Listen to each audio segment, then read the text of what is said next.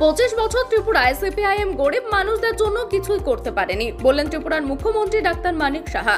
উত্তর ত্রিপুরা জেলা পানিসাগর মহকুমার অন্তর্গত উপতাখালী তহসিল মাঠে আগামী 26শে এপ্রিল পূর্ব ত্রিপুরা লোকসভা আসনের নির্বাচনকে সামনে রেখে বিজেপি প্রার্থী কৃতি সিং দেববর্মার সমর্থনে 57 যুব রাজনগর বিজেপি মণ্ডলীর উদ্যোগে বিজেপির এক নির্বাচনী জনসভা অনুষ্ঠিত হয়।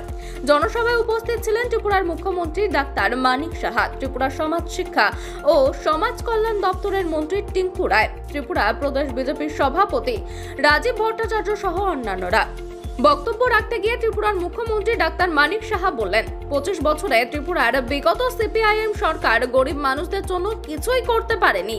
2018 সালে ত্রিপুরায় বিজেপি সরকার ক্ষমতায় আসার পর ত্রিপুরায় কি কি উন্নয়ন হয়েছে সেই সমস্ত বিষয়বস্তু সকলের সামনে তুলে ধরেন তিনি।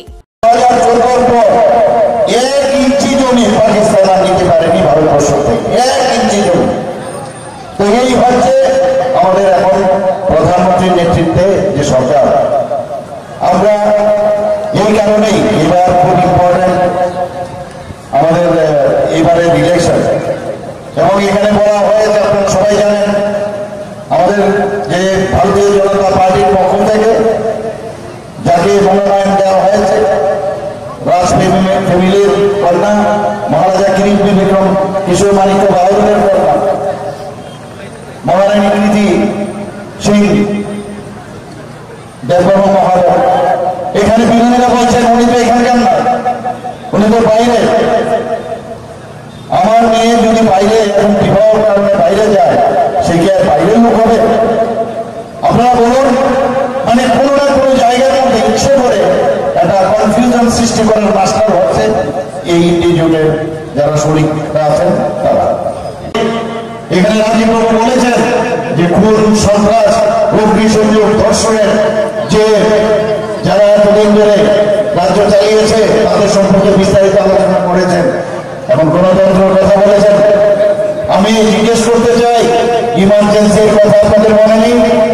আপনাদের নিজেদের লোককে জেলের মধ্যে আপনারা পুড়ে রেখেছেন। সবাই জানে ইমার্জেন্সির সময় তখন গণতন্ত্র কোথায় ছিল? যখন শিখ নিধন হয়েছে, রাজীব গান্ধীর হত্যার পর, ইন্দিরা গান্ধীর হত্যার পর, সবাই কি অবস্থা ছিল? কোথায় ছিল গণতন্ত্র? আমাদের এখানে কোথায় গণতন্ত্র ছিল?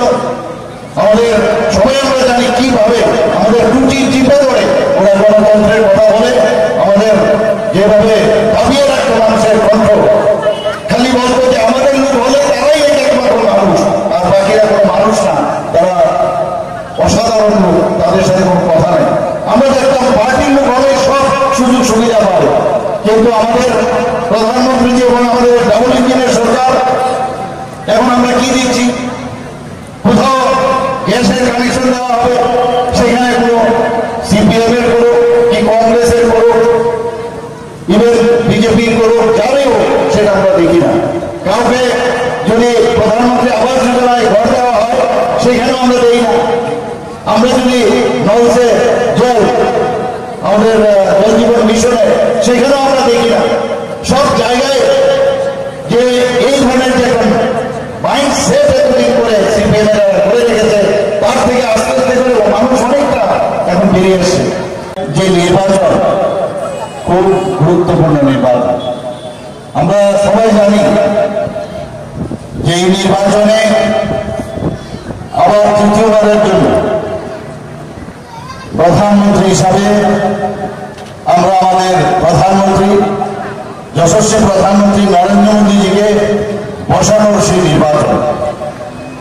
এবং এই নির্বাচন শুধুমাত্র 5 বছরের জন্য না, 2047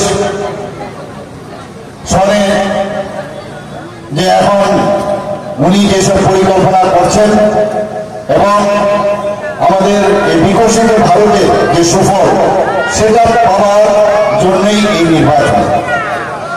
মোদীজি আজকে যেভাবে সর্বাঙ্গীন উন্নয়নের লক্ষ্যে উনি কাজ করছেন, আমরা সবাই এটা আমরা দেখতে পাচ্ছি। সারা ভারতবর্ষ তো দেখছে, সারা পৃথিবীর লোক পর্যন্ত দেখছে।